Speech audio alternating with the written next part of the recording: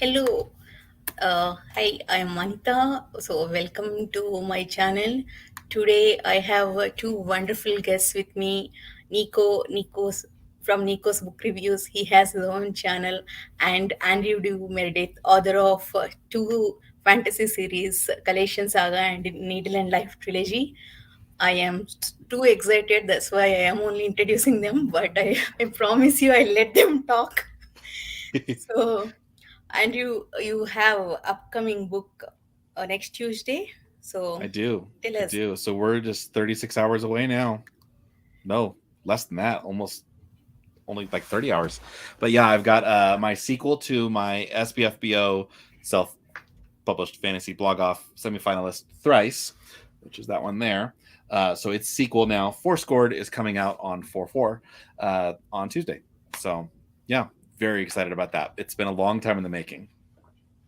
So since we are already on the topic, the title was Four-Scored and it Mhm. is coming out on 4th April. So what is the story behind that numbering? So it was already called Four-Scored. It has been for a long time, but I knew I wanted to release it by April or May, and I realized that I could just release it on 4/4, and it's a Tuesday, which is kind of like the traditional release day for a lot of books and media. So I said, you know what, we're gonna make it 4/4, and I was ready.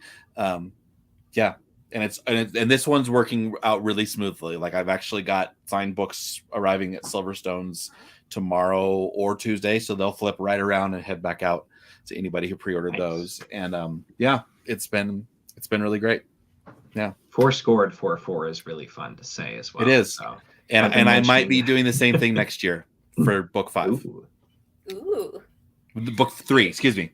It has Fife in the name, and it will probably be released on 5/5. So yeah, Okay. Before getting to Nico, let me yeah. quickly say hi to everyone.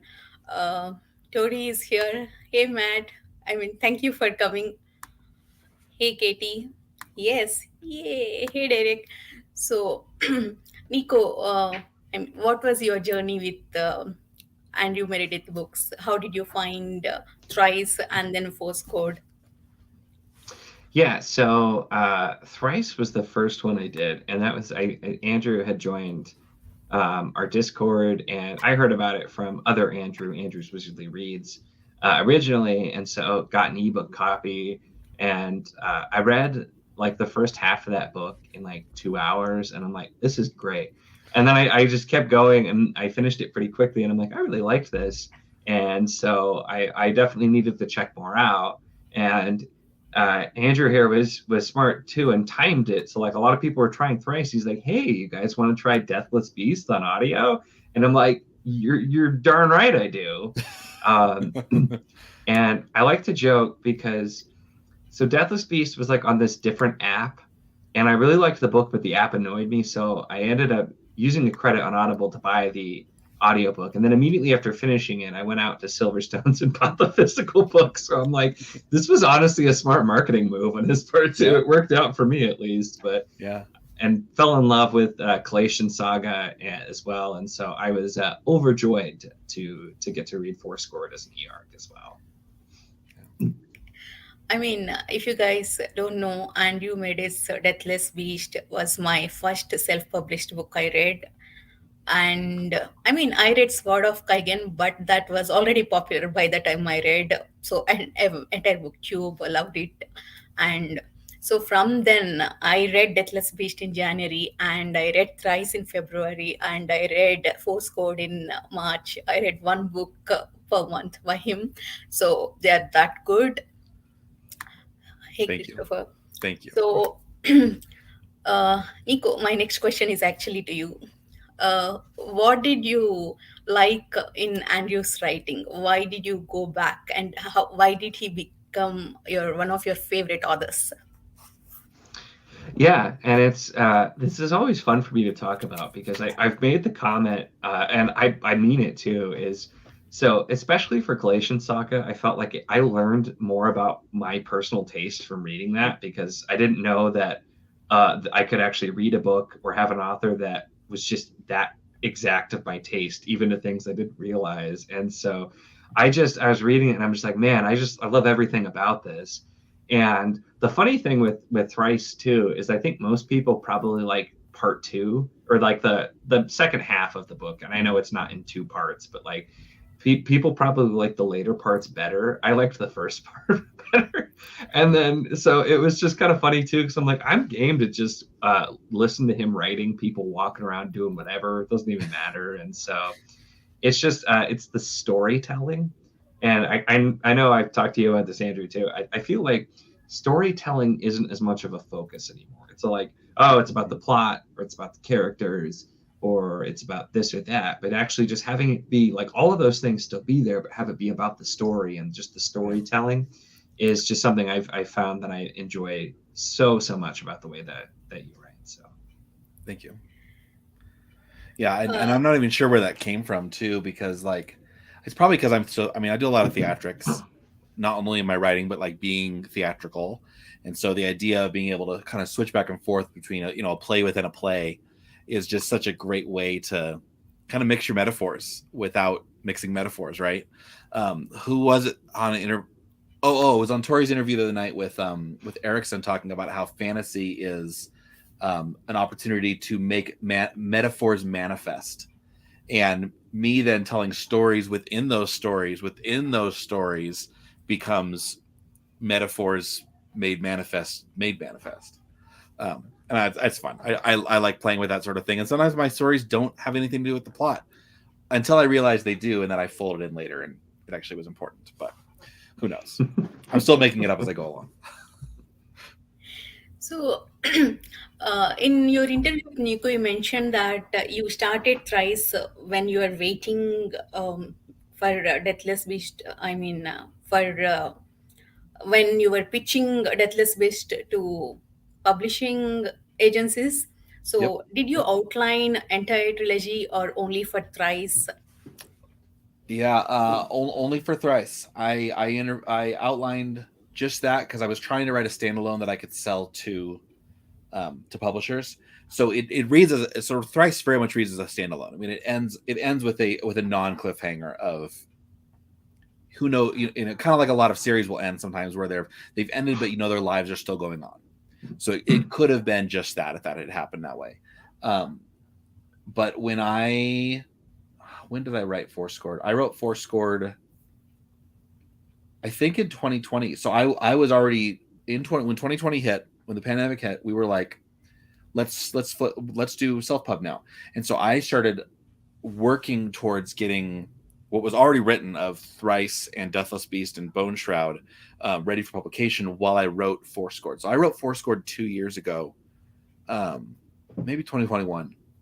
But the point is I wrote that then and basically kind of gave myself an overview of what would be happening in the next two books, and then outlined. I had like little bits of things I wanted to do, and I don't know why I wanted to do it. Like I wanted to do an orchard mystery. What does that mean? I have no idea. But I had seen one time The Cherry Orchard, which is a Russian plot, which is a Russian play, my plot has nothing to do with the cherry orchard.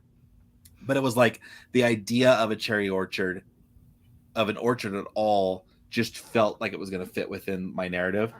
And I based a lot of the pacing of Joven and Leaf's story specifically off of the way that the comic book Usagi Yojimbo is written.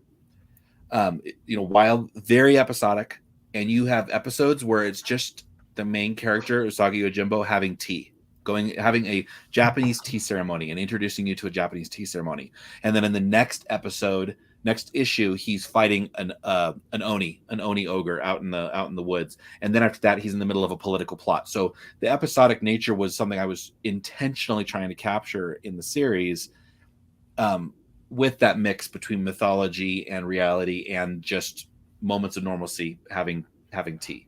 So yeah. I kind of just throw it all together as I go, but the whole series is very it's plotted, but it's also, I try to do as very little work as possible and dive right in, because I'm kind of forcing myself out of my comfort zone when I write it. Yes, Matt. Matt, 2 nights now, you and I have matched on a lot of things. Just want to say that we should be friends. Reality, yeah. Okay. So when I started reading Deathless Beast, first thing that attracted me was your style of world building, the way you introduced the world to us, while the characters are traveling. I mean, I'm sure Nico would agree with me. And I saw the same style in Thrice. Of course, you published Thrice first, but since I read Deathless Beast first, that was my first experience. Yeah. So, my question is, you wrote the plot first and fit into that style of world building, or you decided that world building already and wrote your story to fit into that? Mhm. Yeah. I think it's because I consciously chose to fight against what were my two biggest weaknesses in early, like, 2011 drafts. I was terrible at dialogue, and my people traveled a ton and didn't talk about anything. And so I think it kind of came out of that, was me trying to. I still wanted the travel log, because that has that classic feel of, well, look, they're traveling, but you don't want just, well, and then they traveled for 2 weeks. Like, that's cool. I want to know what's actually happening during that time. And we go on a car. What do we do? What we talk about when we go on a car trip? You're on a car trip, and then randomly you're like, hey, what do you think about such and such? And you just start chatting about the thing. It has nothing to do with the fact that you're driving across Kansas. It's just what you're talking about now. And so I try to capture some of that, but also try to share more world building through dialogue, because I used to be so bad at writing dialogue. Like, I just had no dialogue. Yeah. It's just funny to hear you say that was you did it. One of the things that works so incredibly well in your book is, like, I felt I was really bad at this, so I tried to add more of it. Because 100% agree with Anita that it's the way of just kind of going along and people are talking and it feels so natural and real, and yet we're learning about the world while it's being, these things are happening. It's just, I felt like it's such a great organic way to do it. So it's another thing I really, really appreciated about both series. Really, it's things are happening, we're going somewhere, we're doing something, and we're learning more about the world through just these characters either having conversations or things that they're doing or places they're going, and instead of just telling us about it or sitting there, it just makes it feel really, really natural, and just kind of adds to that feeling of storytelling, like it's all a part of the story, instead of like, let's stop the story so I can give you a history of this mythical creature. So Yeah. Yeah, I really liked the way actually we got to learn the mythology of the world through stories, through character story when they are traveling. That was actually really smart. Yeah. So I have another question in the same Yeah. context. You mentioned somewhere that you used to design games. You worked for game companies. So does that background of game designing help you in world building and plotting? I don't know so much about plotting. It does give me things to talk about, because you'll note, not so much in Joven and Leaf's story, because Joven probably doesn't play a lot of games, but in Collation I have a lot of board games, and so that's very, very much an outpouring of my game design work. But at the same time, too, my game design, after I stopped being a professional game designer, I had about 3 years working with another friend of mine, and we were just literally talking about story in, like, role-playing games and whatnot, and trying to kind of distill down what we felt was missing in a lot of RPGs. And so that was at the same time as I was writing all of these books. And so I think there was a lot of outpouring of that, of what kind of not just the so we talk about the contract between the author and the readers, but what's the contract between the GM, the author, and the characters, the players, right? Is what do I owe my characters, and what do they owe me? And I think that's why I'm, for the most part, um, uh, able to keep my characters from doing what I don't want them to do. That's not so much true with Hannon and his romantic interest in Bone Shroud, but that kind of came out of the blue. But for the most part, my characters do what I want them to do, because I have a deal. I kind of have a secret deal with them on what are they going to give me and what am I going to give them. Yeah, kind of as players in a play too. So yeah. I Okay. just love the idea of like, yeah, I didn't want his character to do this, but he did it anyway. Yep. It's just, but I mean, I think that's part of what makes it feel so organic. I know we talked about Mm-hmm. that a bit before in the past too. Yeah. It's that bit of knowing kind of where things are going, but letting the characters kind of just discover what's going to happen with them. Yeah. I think it shows that it's that it gives it that really real feel. And if you give when you're writing, if you give your characters enough rope to hang themselves with, they'll do a lot more with it too. Because that's especially true not just after you're drafting it, but when you go back and you're reviewing and you can start kind of tying things up. Like I went back and forth 3 times with my editor over Joven and Stefa's relationship in Four-Scored to try to get it to be a little bit more realistic, because he was even more stubborn, if you can imagine, about the whole thing in earlier drafts. And I finally got into the point where I feel like it was doing what it always felt to me like it was doing what I wanted it to do. I'm not trying to spoil anything, but he did need to give a little bit more into the relationship so that it didn't feel like it was too one-sided. Yeah. Time will tell whether it played out correctly or not. So. Since you already brought up Stefa, actually, I want to ask this question. Yeah. In Four-Scored, Stefa is actually very real. Even in Deathless Beast, that when they traveled to Botali and what is the other kingdom, Baroni? Oh, Katiam? Yeah. Yeah, when they visited that, Yeah. when they went to those you know walls, women's walls, underground walls, the way you dealt with it was actually very relatable. So what was your inspiration for that, to draw from where do you draw that inspiration of realistic female characters? Probably by force of will. I have a lot. So Katiam is the hardest character for me to write of all the characters I've written, because she's not based on anybody that I know. Like I can for the most part point out who everybody's based on, and Katiam is cut from whole cloth, and so it makes her very difficult to write. But because of that, I have to chew on her scenes a lot more, and so they tend to. I don't know how, but supposedly I guess they come out more polished at first draft, because I'm not just flying by the seat of my pants. I'm very intentionally writing each scene and trying to make sure that everybody's getting a chance to speak, and she's getting a chance to speak or not speak, depending on the plot, and moving forward with that. Stefa was quite a bit easier, because she knows what she wants, and she's probably more based on my wife when we first started dating, and she made a lot of the first moves and let me know that you do know that if you make a move, I'll say yes, right? And so I'm like, oh, I'm mortified. So there's probably a little bit of that from our relationship built into that there. That's That nice. just that makes thinking about the comparison between Stefa and Patricia just makes it even better picturing Patricia in a lot of those scenes. Yeah, because that's it. It's that character specifically, because we chatted a bit. I just the way it's presented, where it's not just like, oh, I'm the stereotypical strong woman. It's just like it's more shown, and it feels real instead of like coming off as like a stereotype, because this is a real person. They're just being them. They're not trying to be anything. They know who they are. They know what they want, and it came across as just very much a real fleshed out character. Yeah.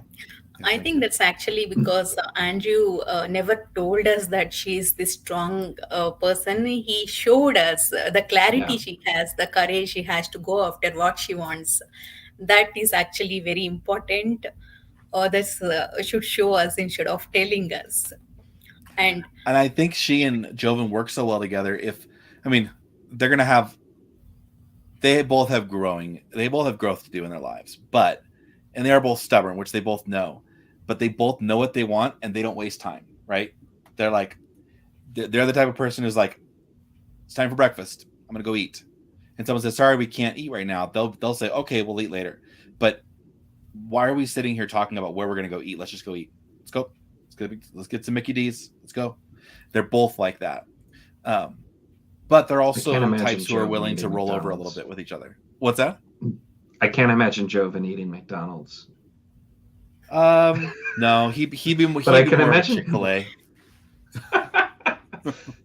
I'm just picturing a scene where Joven tries to go to a drive-thru and doesn't understand how it works, and it's just being like really like blunt about it. He's like, I would like to talk to your manager. Actually, I'm not sure if you draw Joven based on you, but when I was reading Joven, actually, I thought of you. And even Gined, actually, there are a lot of similar qualities to both of them. But my question here is, actually, both Gined and Joven are almost perfect people. They go by their principles. Though Joven has that rage issues, he's a good father to Leaf, and he defended that in that first scene in Thrice. He defended a woman's honor. He's almost perfect, but he never comes across as a garish too. So, how did you find that balance? I have no idea. I think Joven's rage was my offset. Even though he's not as angry as he could be. He could be a lot more ragey than he actually is.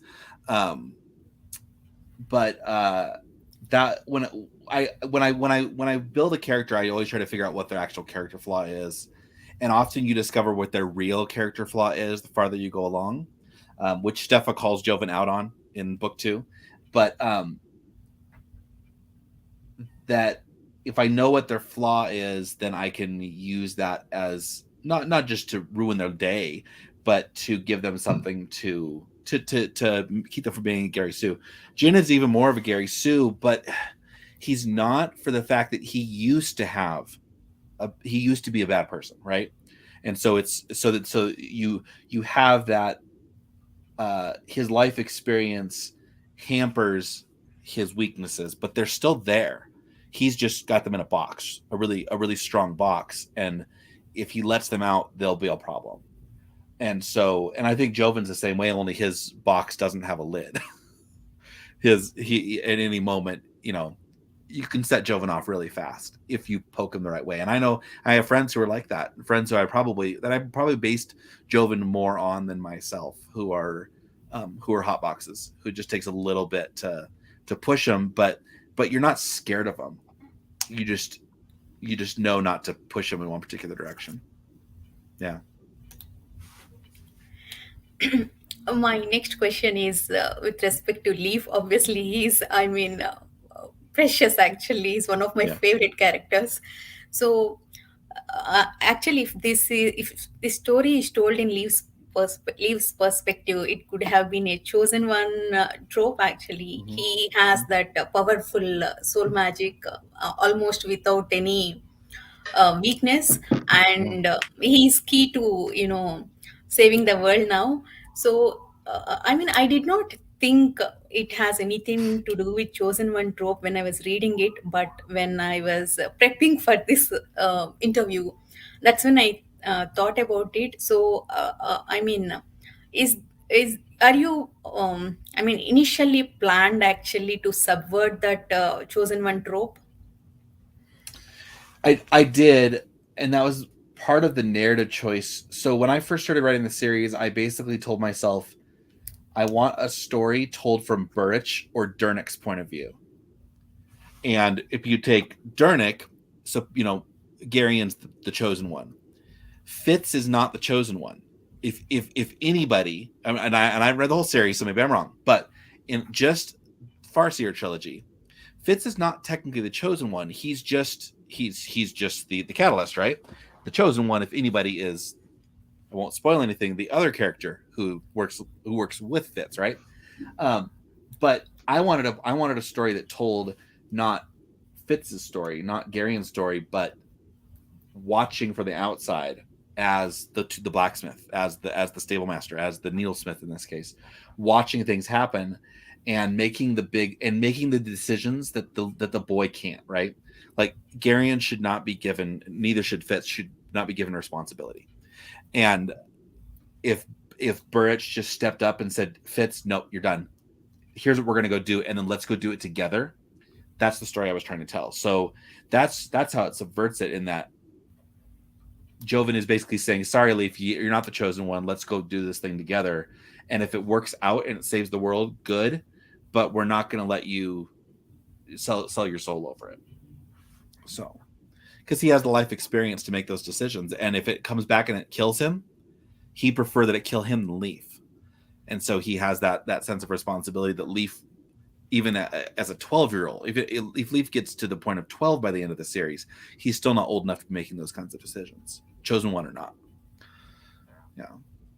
When it makes it's a unique way of looking at it, because that's not a normal perspective that you would see. And so and that's where it is amazing how much, because like I guess it's funny the way you said that, Anita, because I didn't really think about it as like chosen one trope at all, but it kind of actually is. It's just a different perspective, but it makes it feel like such a completely different story just by changing the perspective that we're telling the story. So that's a really interesting way to think about it, and I think it's very successful. It's kind of like with the as much as it's not probably doing as well as the books do, but with however they may be going with the new Wheel of Time show, if they're going to have the four characters share the chosen one, they're not. That would be a really interesting story, right? It's like there's not one chosen one. There's actually four, and we are the chosen one. That subverts it in and of itself, because then it's like, well, but if one of us falls, does it all fall apart? And that's what's happening with Joven and Leaf. Is there a chosen one? Who is the chosen one, or is the we of the two of them the chosen one, of which there's no prophecy? So yeah. Okay, The lack of prophecy, I think, does also add to it not quite feeling like chosen one. So yeah, exactly. I want to mention 2 points actually. You reminded me by bringing up Hob actually. You know, I don't remember if I felt this while reading Deathless Beast, but when I was reading Four-Scored, I definitely felt Hob's influence there. I'm not sure if Hob was one of your inspirations, but when I was reading, when Joven and Leaf were traveling, and wherever Joven goes, he finds work and he finds friendships there.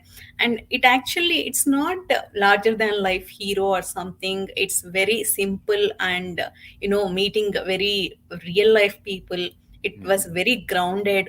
It reminded me of Hobbes, the Hobbes style of storytelling. Yeah. So is she one of your inspirations? Yeah, I read Farseer back in, well, like when it first came out. I think all 3 were out was when I read them, and had not read Live Ship at all, and because I wasn't connecting with it at the very beginning, and jumped to Tawny Man. I only read the first book, and I thought I had only read the first half. I just recently finished rereading the first book, and there were scenes that I was waiting for scenes to happen, and they never did, because I had read the first book and moved on to the next one. So I think a lot of it's even just book 1 of Tawny Man with the Hedge Witch and all those characters kind of sat back there as a book I forgot that I had read, basically, that had sat on my shelf, and I got rid of the book, and I've rebought them again, and I'm reading them again and loving them. But there's certain books you read, especially when you're really young, that you can specifically say, oh, that character is 100% that character. I know who Slant's based on. Very, very much Slant is based on a character in the Bulgariad who deserves their own books. And I hope someday to give fans of that other character their deepest, darkest wish of having more books about Slant. I'm going to work on that. But so Hob, I think, is one of those authors that has always sat, even though I haven't read all of her books, and I'm beating myself for not having read them all, I'm also now at the right time in my life where I do want to read them all, and they will have probably a deeper impact because I'm reading them as a author and not just as a teenager. So yeah.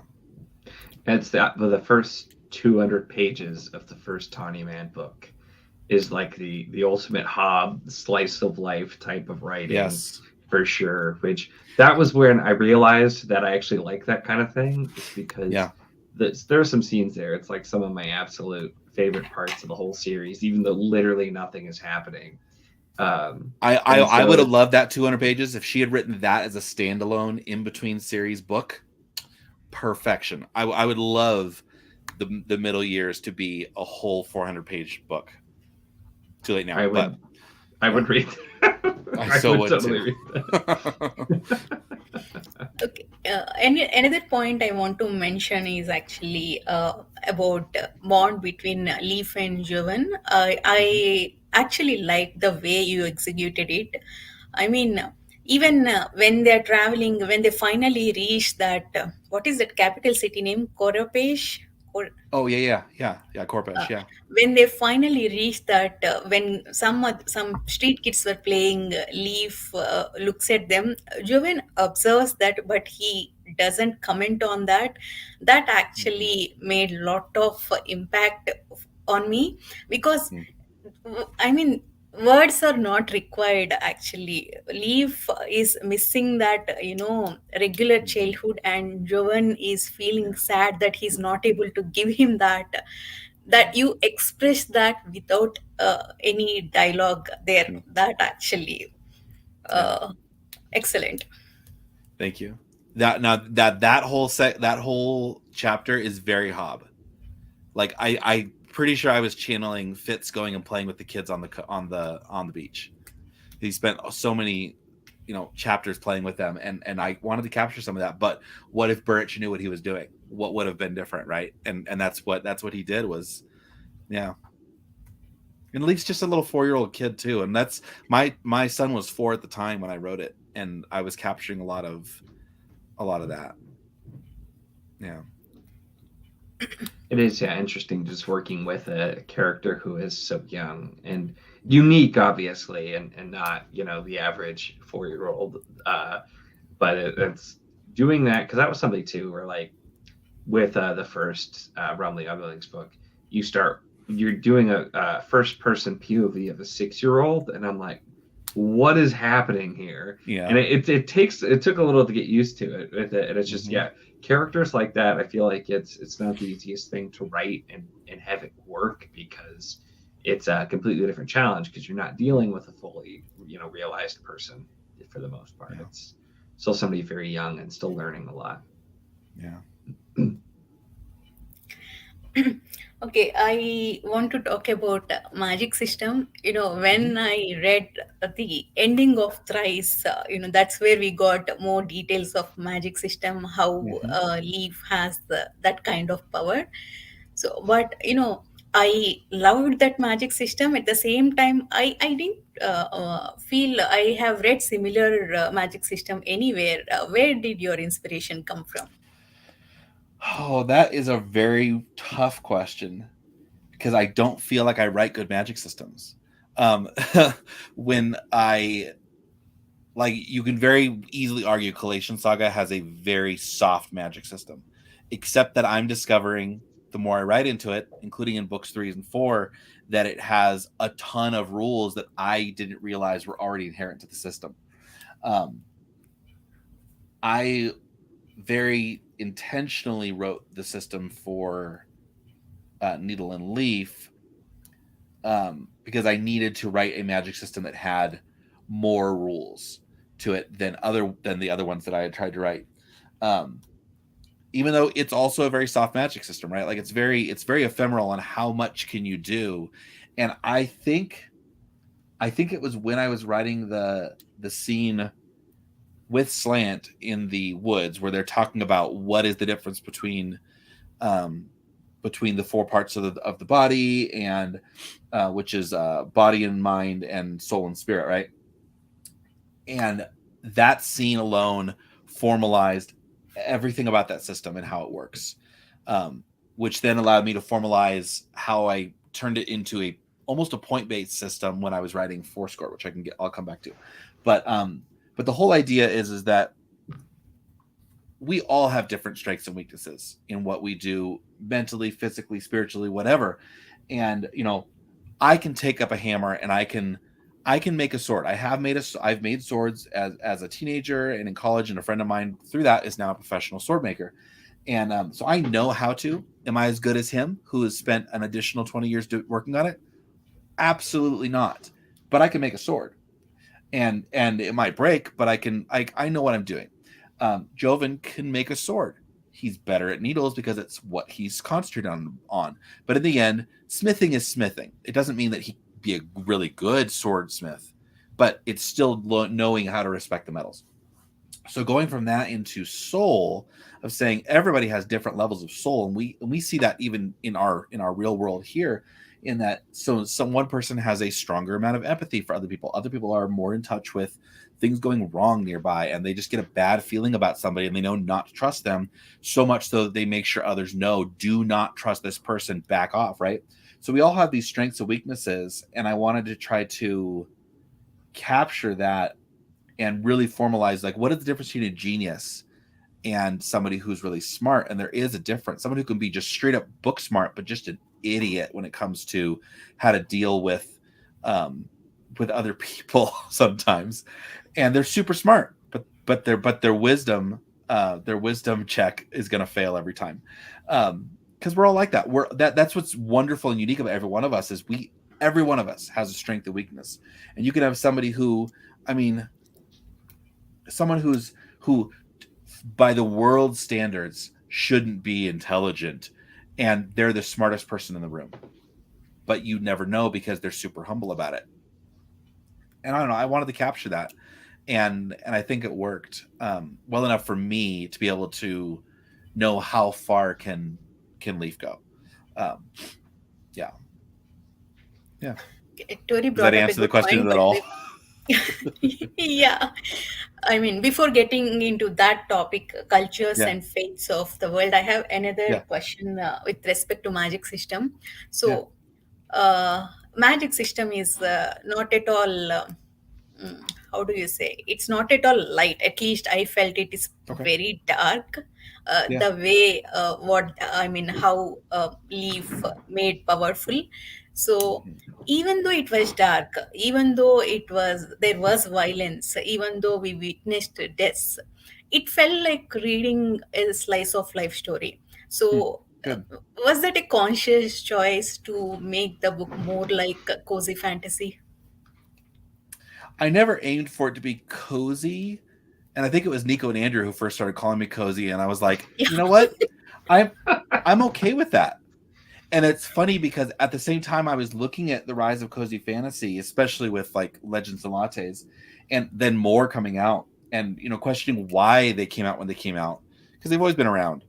And it was because of 2020. It's kind of a reaction to 2020, in my opinion. And so I was like, man, I wonder if I could ever write a cozy. This has been like 6 months ago. And then Niko reads the books and goes, so your book's kind of cozy. I'm like, I guess I can write cozy. Okay, cool. Yeah. Is it Legends and Latte cozy? No, maybe it's more comfy, but they're both those are pretty adjacent words. I don't know. That's right. Yeah. I don't know if I was setting out, even in my violence, to set. Well, I mean, like, even the opening scene, right, for chapter 1 opens with him breaking the guy's nose and beating him to a bloody pulp. And I wrote that not to be cozy, but because I was trying to write an opening liner that I knew would capture agents if I was pushing it. And for me, it worked because it was like, there is no wasting time in this book. This book jumps in and then stops for a minute and goes, let's put you in jail and let you cool for a chapter. So I don't know. I was toying with myself too. Yeah. It's hard to quantify what is cozy too. Like what, and is it, when is the violence too much, right? And part of it's too is I don't think I'm still learning. One of my weaknesses I'm working on right now is writing better battle scenes, and so I think I tend to especially if you read a lot of my earlier stuff I've written that you'll never see because it's never been published, because it's just earlier drafts, is I used to drop chapters really badly. Like all of a sudden a chapter would just be over, and Trisha would read it and go, "This is what are you going to finish? You going to finish the end of this chapter?" It just sort of ended out of nowhere, and I'm sure that's kind of what happens with my fights and violence too. Is there he's beating until bloody pulp, and then he's not. It's just over.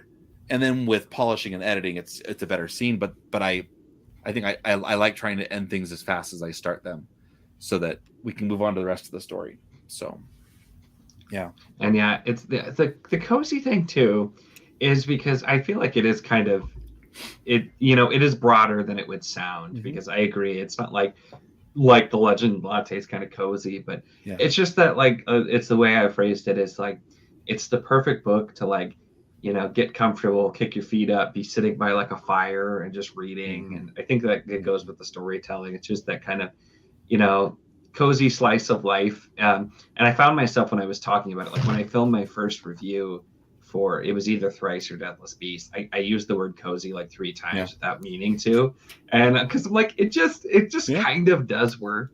But that leads me to, because something I found really curious about Thrice and Four-Scored is there is kind of 2 sides to the coin with both of those books.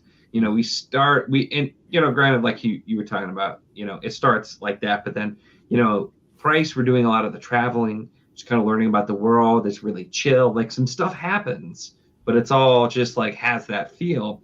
And then the further we get in, okay, now we're adding things. There's more complexity. There's more going on. There's the intrigue. And then Four-Scored is kind of similar, where we start off, and there's definitely some stuff happening right away. But then for the first chunk of the book, we're kind of slowing down. We're learning about things. It's really important character development that's working really well.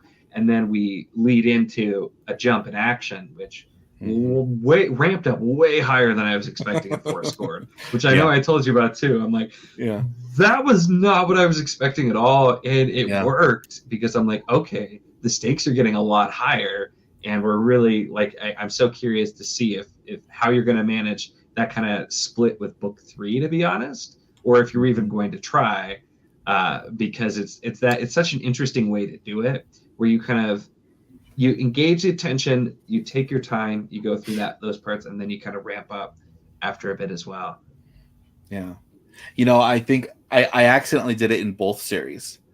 Like Thrice is a good example of all of Balatar is one little peninsula. It's only 100 miles by 100 miles. It's not a big area. So I was trying to write a book that was very small in physical scope.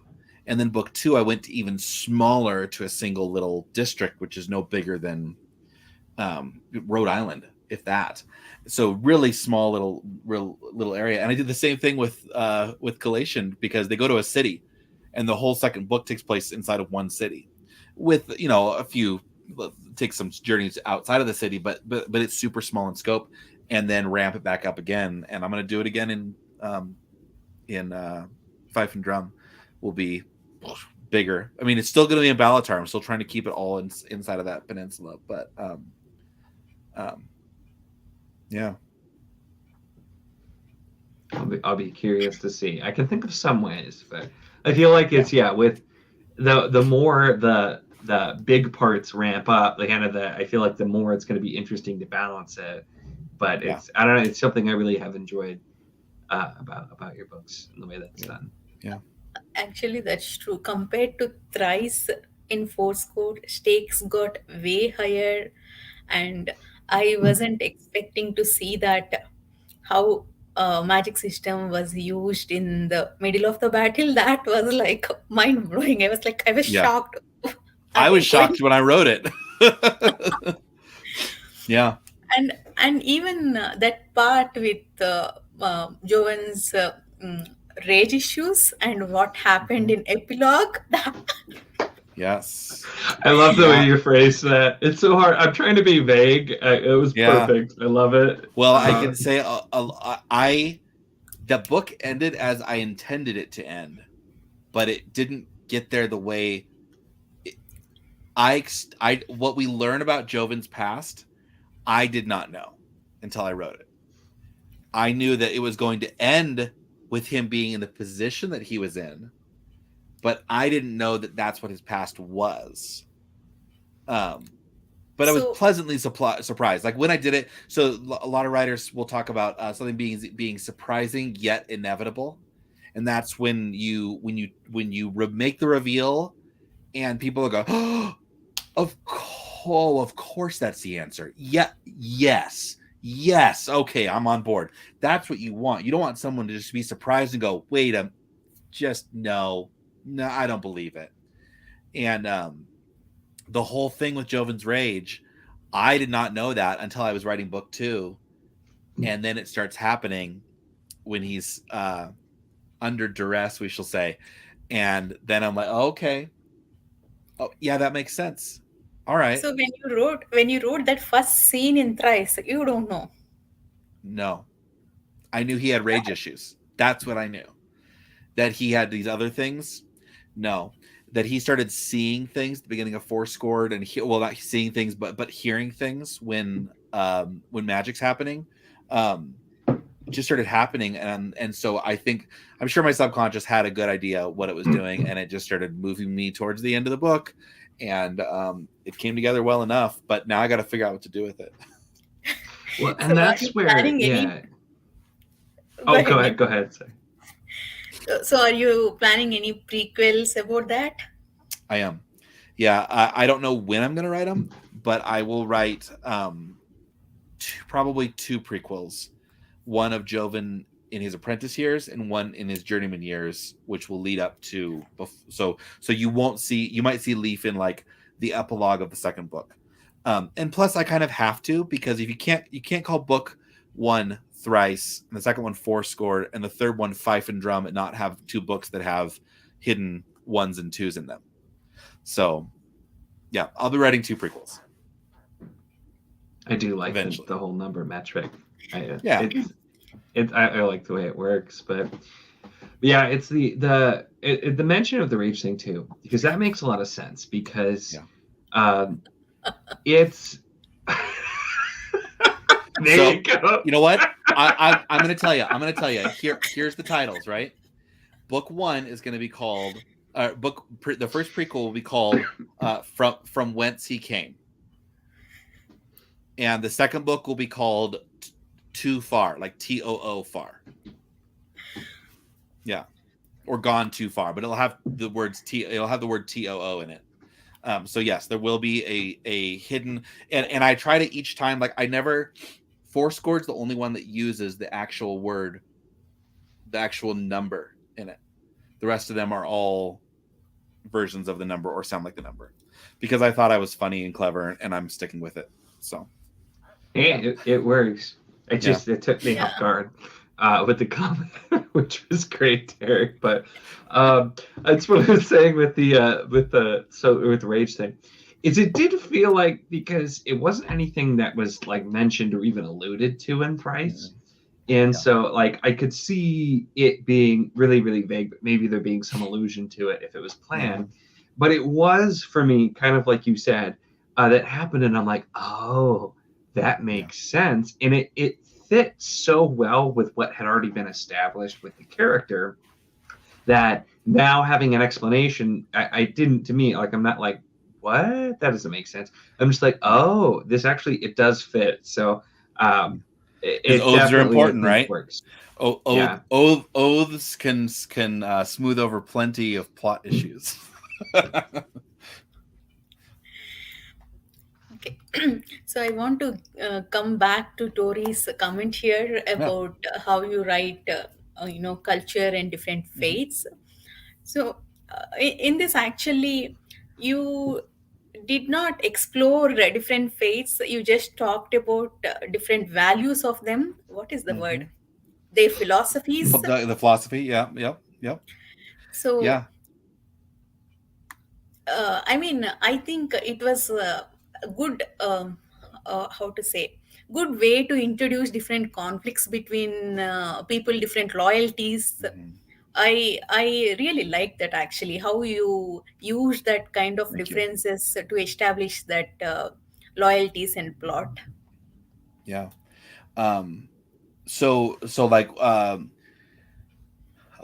actually need to sit down and actually write up world building for the philosophies of Balatar, because I've done very little work on them. But that was kind of my philosophy of writing this whole book, is I only do as much world building as is minimally necessary compared to collation, and I go way too overboard. So that was the challenge. Part of the challenge of writing the series to myself was to not underworld build, but to do it well enough and make it up as I go along. So like the Umernosti faith, is it a faith? Is it a philosophy? Well, they would say it's only a philosophy. So that pushes that under the rug. But I took it and said, okay, let's take a Puritan value, but make it a Stoic philosophy. And what do I need to make that go forward? But even when I'm doing a lot of macro building, I try to world build in a way that isn't just wholesale borrowing from cultures, right? Sometimes you mix and match cultures, but it's the same thing when you know, when I have a character who's based on somebody I know, they never end as somebody I know. I'll take a character and say, okay, I'm going to base this person off of this old boss who I couldn't stand, and they're going to be my villain for this book. By the time it's fully polished, that character is not anything like the person I worked for, because then that would be a lawsuit, right? But it isn't based on them anymore. It just got me going to that direction. The same way that I might say, well, if I was to have them be played in the movie, I'd have them played by this actor. That actor is only going to give me a voice for them. It's not going to give me actions for them. And so I do the same thing with the philosophy. Is I'll say, okay, I don't want to just say, well, this is just Marcus Aurelius Stoicism. How can I make it not Roman? How can I make it Russian as well? How is that different? And then let it grow from there and become its own thing, outside of what I could ever plan for. So, yeah, Interesting. yeah, So I have one stupid question actually. yeah. We have, I mean, this is based on Slavic folktale. I did not know what was Slavic folklore Okay, before reading yeah, this book. After reading this, I went and Googled. So, yeah, anyway, so we have in Thrice and Four-Scored, we have like four gods, like yep, bear, bee, a wolf, and squirrel. yep. So we see kind of Medved or bear version as someone who lives along with humans. So are we Mhm. going to see bee and wolf? I don't know. I don't know. I know other creatures that exist. Oh, well, like for instance, in book 2, we meet the Zeta, and we also meet the Vedi and the Krasnal, who the Zeta would say have no souls, but Leaf informs everybody how much stupid they are. That they are smarter than would seem. Um, I know, there are centaurs, but I don't know if we're going to get to meet them. I want to meet them, but it may not work plot wise. I know they exist, um, and I don't know who they follow either. We'll see, because I mean, as you know from the end of book 2, a lot of things kind of got thrown up in the air as to what is actually true about the pantheon, and I don't know how much that's going to then ripple out and cause a lot of more problems than I planned for. Yeah, Yeah, as yeah. you see, you don't have to feel bad. I knew not much about Slavic folklore either, Yeah. so it's I mean, those are I definitely didn't the before I learning wrote stuff. Thrice. I didn't before I wrote Thrice either. I was that was part of that challenge of what can I do, and I said, well, let's do something that's based on Russian, Eastern European mythology, because I wanted to do something that was just different from basic European fantasy, and do something that was a little different, that I could get my teeth sunk into enough to make it different and feel odd. And the Eastern Europe is such a melting pot, because it's the crossover of so many cultures, from Norse to Germanic to the steppes to south of that, and so it becomes a melting pot. So that's why I use the term Slavic as opposed to Russian, because it could be anything from Lithuanian to Polish to Hungarian. It's all every one of those is very, very different, but they have certain characters who will continue to show up, like Baba Yaga in multiple versions, or like Vedmak is Polish for warlock, which is the actual word for the Witcher, right? So if you read the Witcher, the books, I think it's called the Vedmak or the Vedmaki or something, I think. But yeah. And then I get to play with I a did bunch of not cool know. names I don't normally use. So how Names do are you important in decide? fantasy. What's that?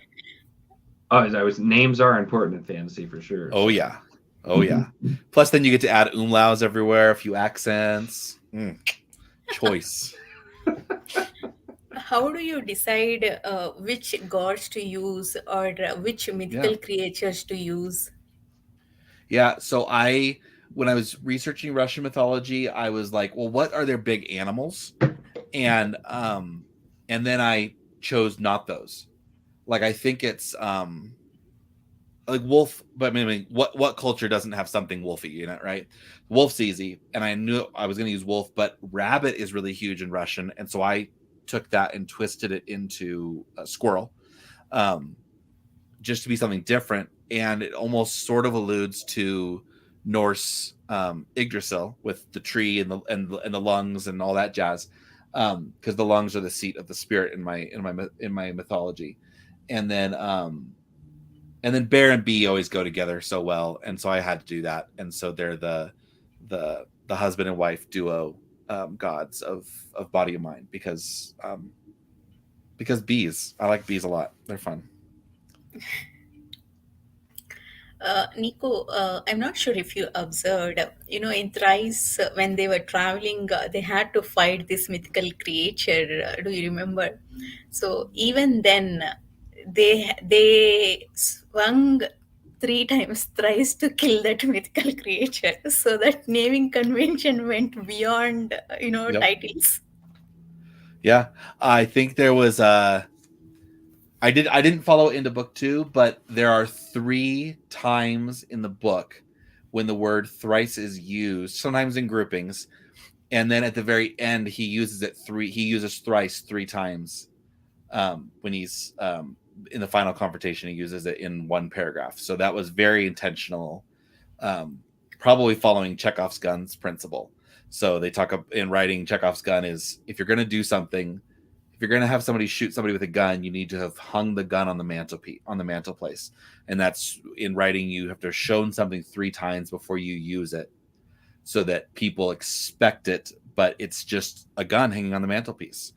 And so same with thrice. I actually went through in one of my versions and made sure to place it in 3 places so that it would make it a little poetic.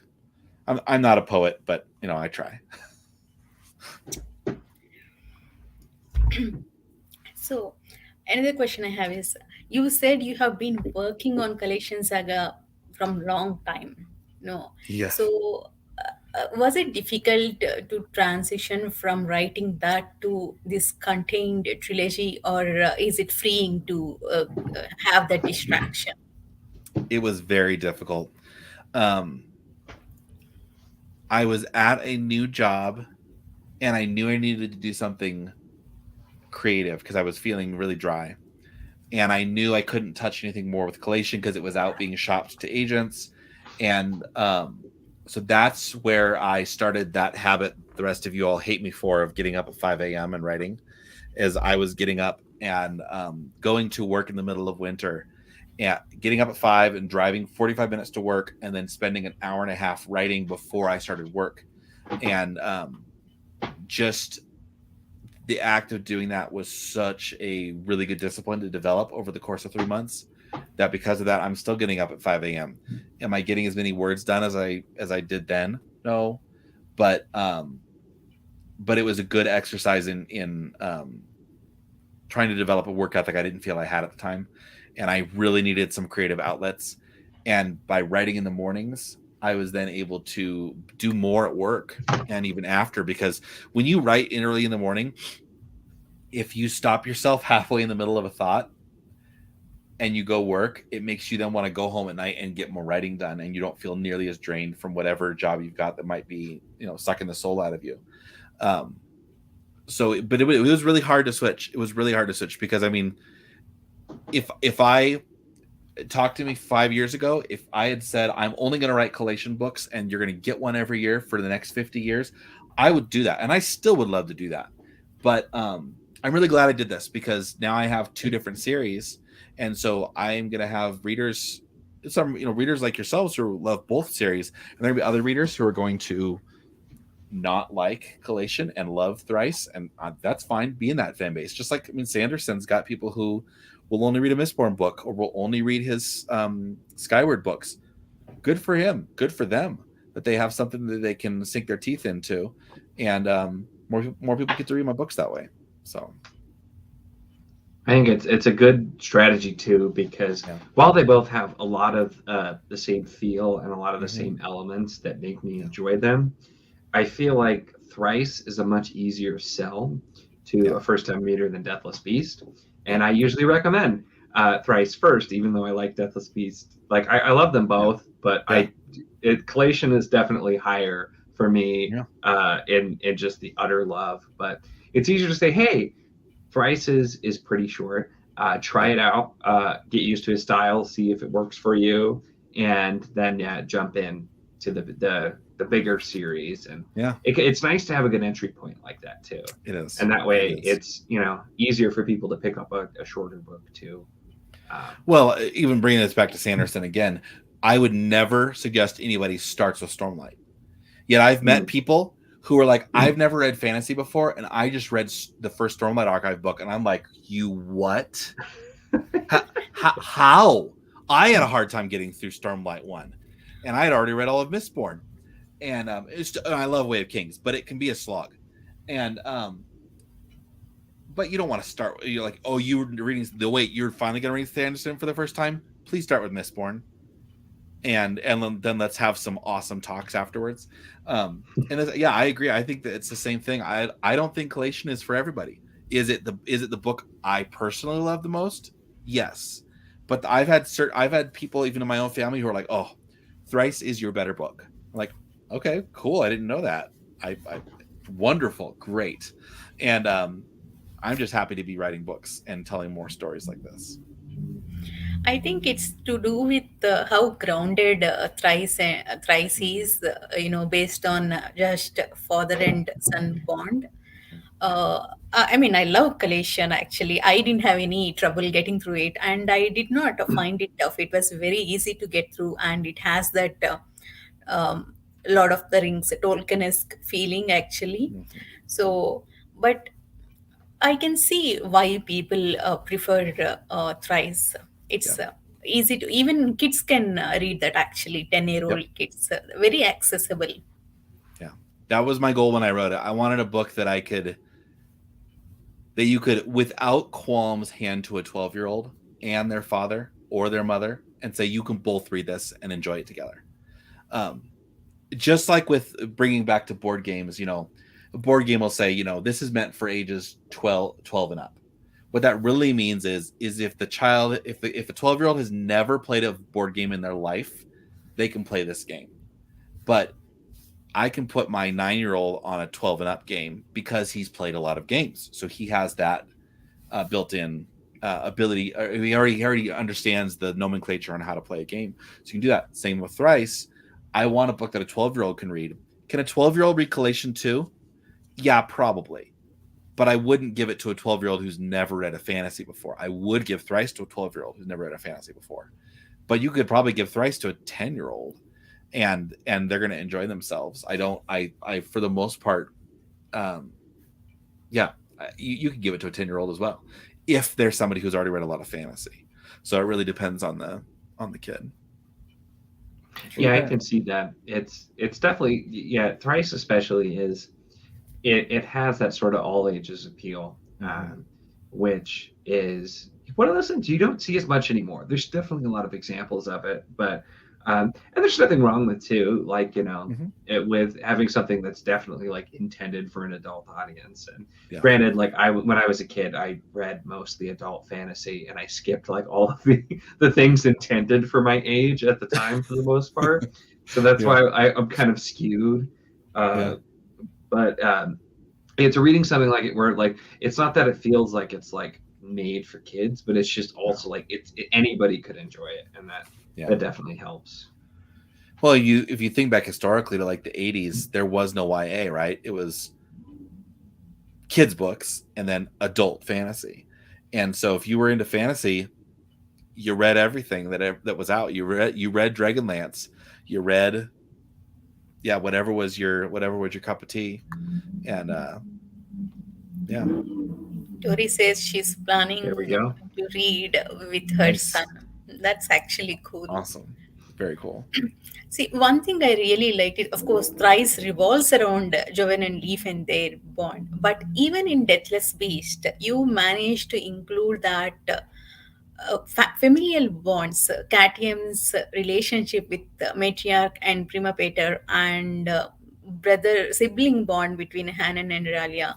That, I mean, was it your intention to focus on these familial bonds rather than romantic relationships? Yeah. Partially because I don't write good romantic relationships. Working on that. Getting better at it, I think. But I just didn't want that. I didn't need that for the story I was telling. And it's also a lot of what I'm writing, both, with Thrice and which is kind of not just a father and son story, but also kind of Joven discovering who he is, right? Whereas, yes, that's true. That's what's happening with the younger protagonists in Collation. Not young like kids, but just younger than the Prima Pater and the Matriarch. But I have a theme of generational baton passing that's happening in Collation, because I was working through like the loss of my grandparents at the same time, and in the pandemic, where we're seeing just a generational shift of responsibilities. And I wanted to write a book that wasn't about the taking of that baton, but the passing of the baton. And to do that, though, you need to build good relationships with the different generations. And I've had really good relationships with my grandparents, and so I wanted to share that, so that it was something that could be balm for myself as well as for my readers. So yeah. No spoilers, but Bone Shroud was very hard to read at times when I was doing the audiobook narration for it. I can see that. Yeah. I'm definitely okay with the lack of romance personally. I don't hate romance, but it's often not a favorite thing of mine in books. But. Yeah. It's still going to happen. And, I don't know how. It's not the point. It's not the point of my plots. And I'd much rather be spending time telling a story around a campfire than doing that. So, I mean, that's actually, I think that's a good thing when authors doesn't want to include just for the sake of it. If they include a romantic relationship, that surely tend to fail actually. Yeah. And you're going to see it. I mean, it's even popular in adult fantasy too. Niko's already read. Oh, here it is, Anitha. Curse of Chalion.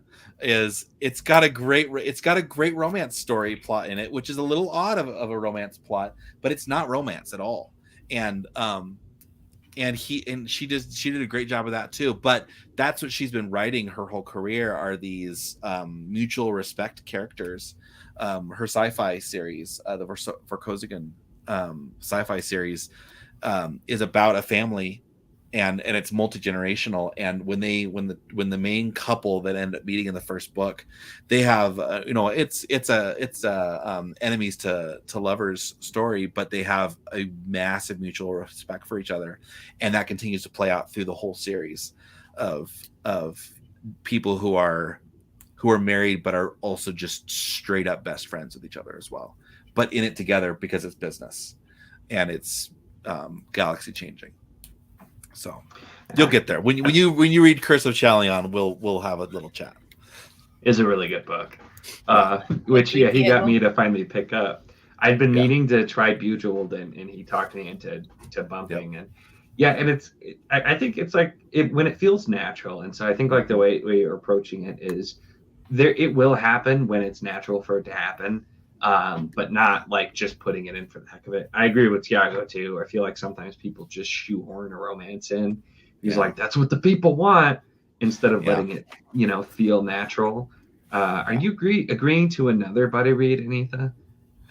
That was, that's actually that was already planned. I counted already, in my buddy read video, so it's not extra.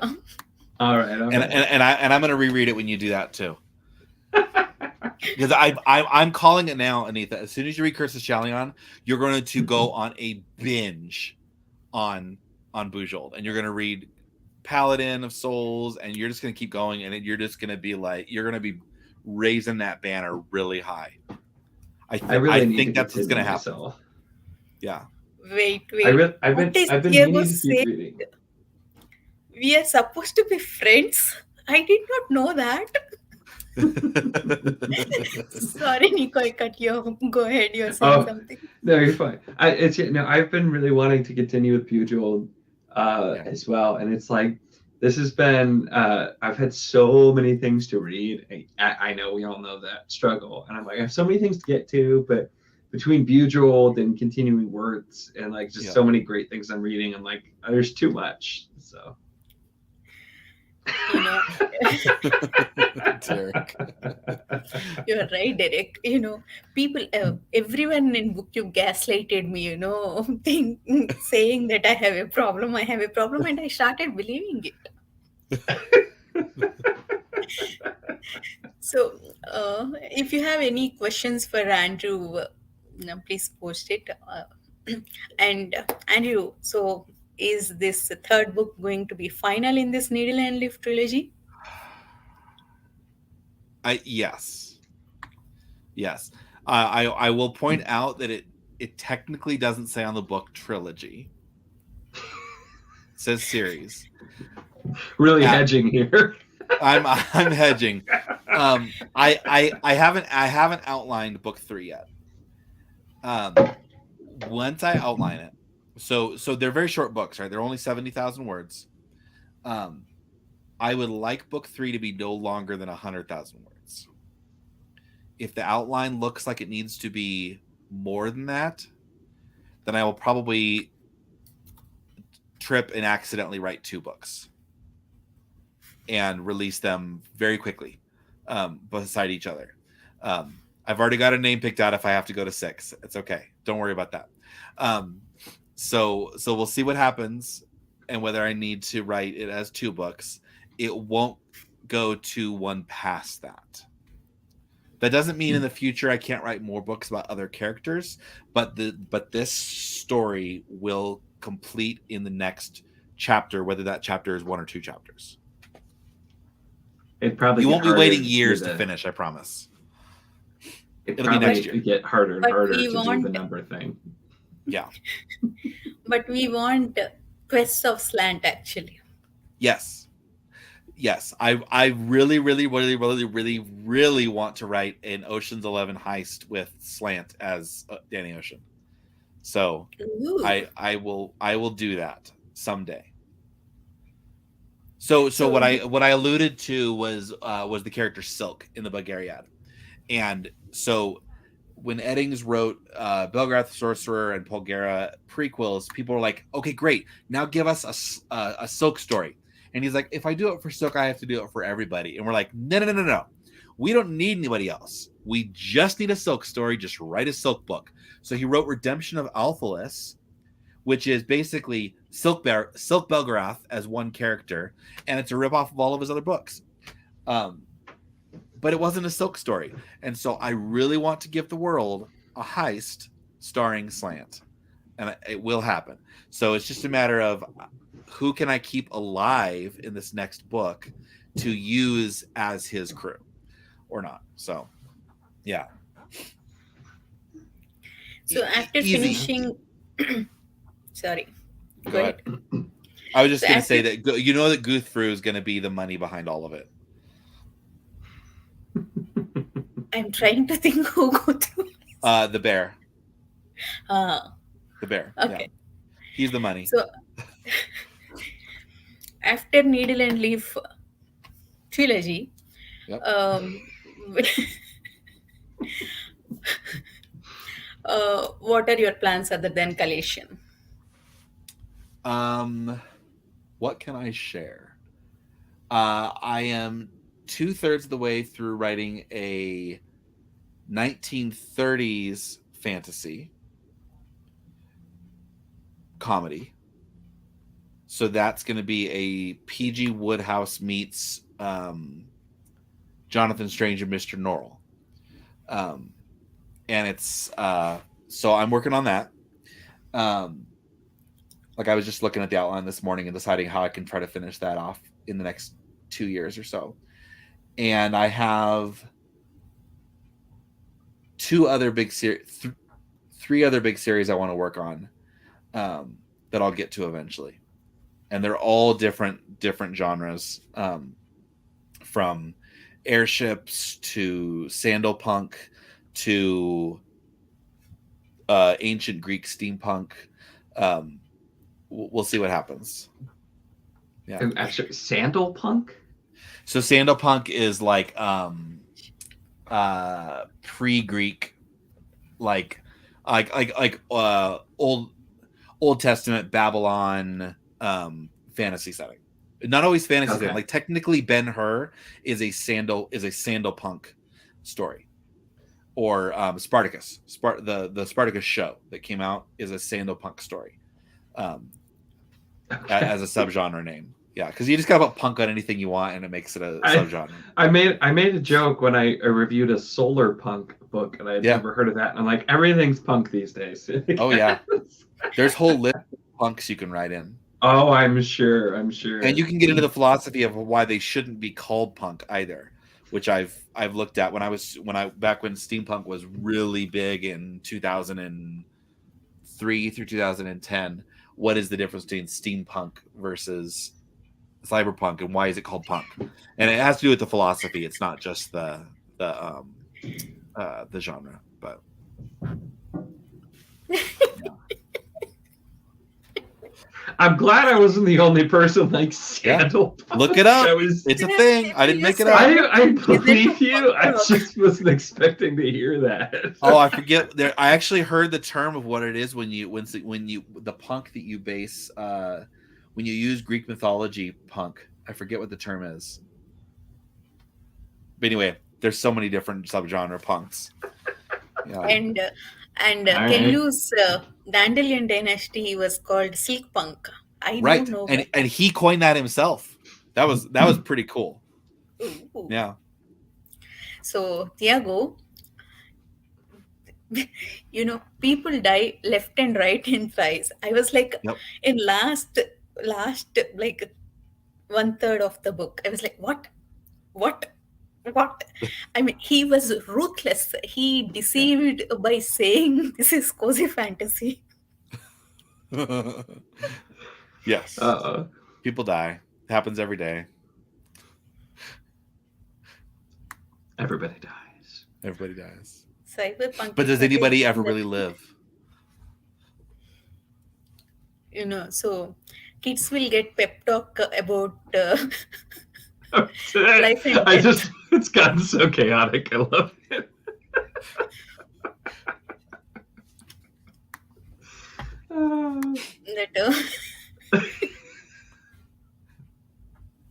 I think I heard it called as bronze punk or something. I don't remember, but yeah.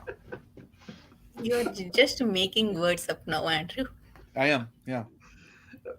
I'm gonna have to Google a list of punk and find even weirder ones. Yeah, that might be it, Althea. So, I mean, we're almost done. If you don't have any questions, we'll wrap up. Yeah. So we should all just start calling Tiago's book Griffin Punk, or Raisin Punk. That would be fine too. I'll say that Griffin Punk is perfect. I'll say that in my review. Yeah, you should. Yes. Do you have a review dropping soon? I haven't read it yet. It is on my. So you're dropping it soon, right? Are you going to read the book or the prelude first? Book. Okay. And Tiago, message me in Instagram how to say your name actually. I don't know. I mean, It's Chiago, Tiago. Okay. like CH. Then I screwed up in my April TBR. It's Right. okay. It's okay. I still call him Thiago every once in a while accidentally because I'm not thinking straight. I blame Andrew because I thought it was Tiago. I didn't realize it was a ch sound. Yeah. Tiago.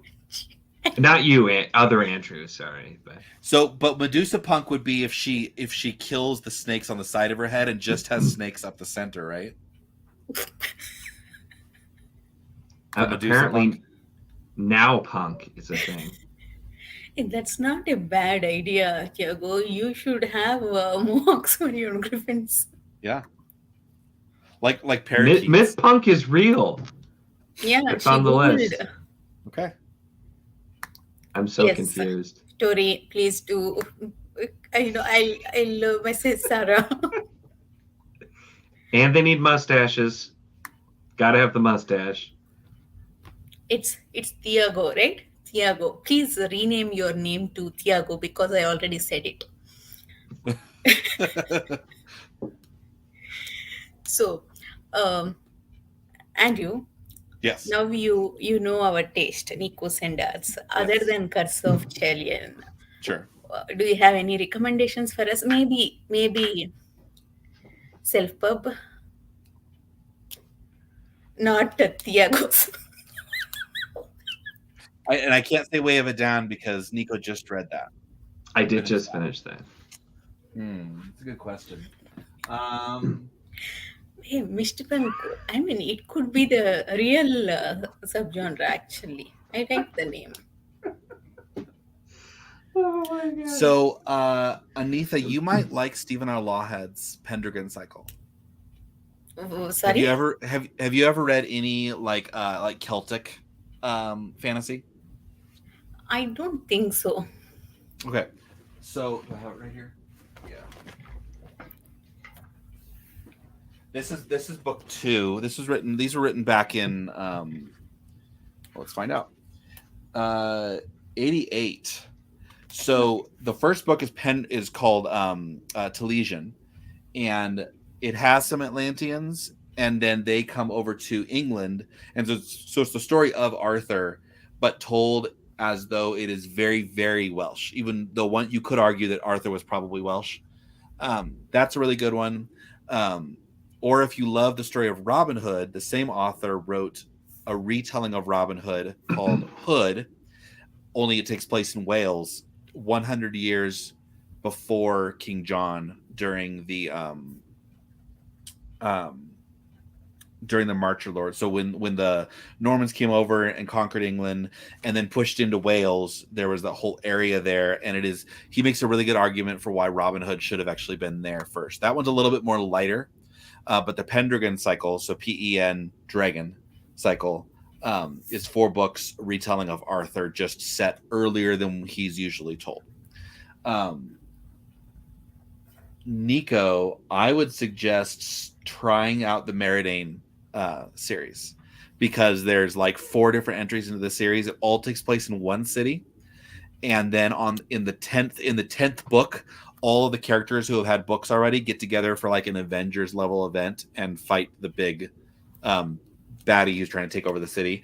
But you can start with either Magic Batman in a university setting, a heist crew, a group of police investigators investigating the murder of mages, or a paladin of the shield whose ability is just to basically stop things from hitting him because he has a shield. But that's a fun series. That's by Ryan Marshall Maresca. There you go. Okay, I'll have to look this up. Yeah.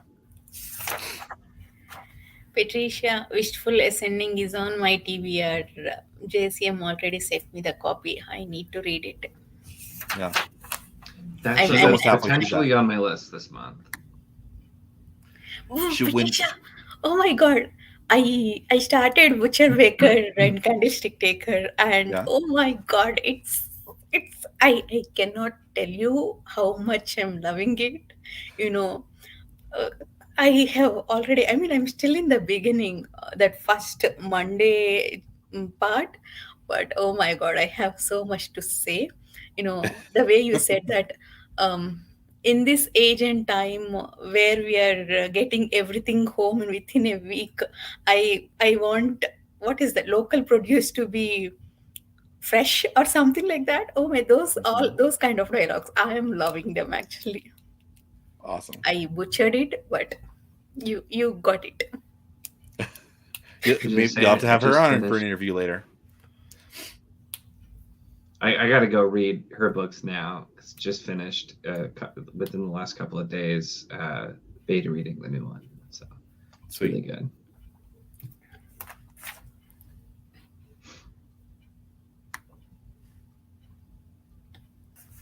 So Maresca is who wrote the Meridane series.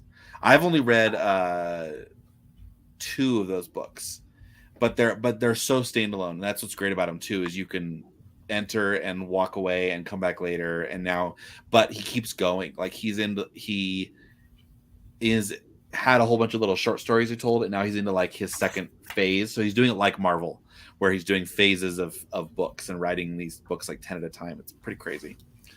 Yeah. Huh. I did find that, so yeah, I'll check it out. Cool. Yeah. Are you still reading the first one, or Am I still reading which first one? that question is to Tricia? Wishful Ascending. Oh yeah, she's 30% of the way through book one, maybe almost half now. And she's been saying when she's what she's told me of it, if she because I can speak faster than she can type, maybe she'll beat me to it. But they're she said it's like Guardians of the Galaxy, but really approachable, like Guardians of the Galaxy, but really takes its time to be a little bit more serious than Guardians of the Galaxy. So yeah. I think All Chiago right. is asking about the books you recommended. Oh, Lawheads are probably 300,000 words, and each of the Meridane's books are pretty thin. It looks like all just under 400. Yeah, 400 pages. They're probably 150,000 words. So they're not really big. So pretty approachable and pretty quick reads. I think I read Way of the Shield in 3 days when I was reading it. So they're pretty approachable. Yeah. No griffins though, so I don't know if that's a big turnoff.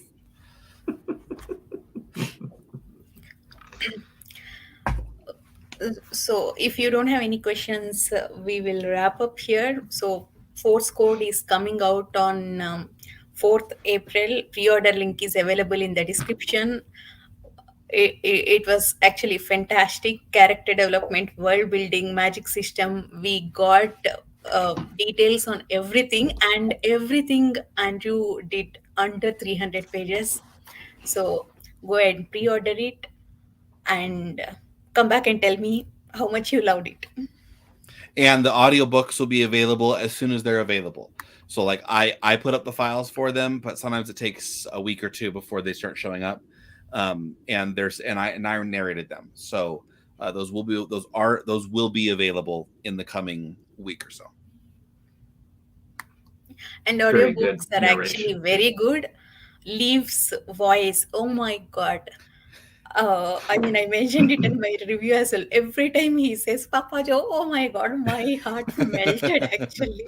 Good. He, Well, now I'm curious. I didn't do audio for Needle and Leaf, but I did some audio for Collation. So Yeah. listen to them, Nico. Oh my God, that's so good. I'll have to check him out too. I do love his narration so much. Yeah. Thank you.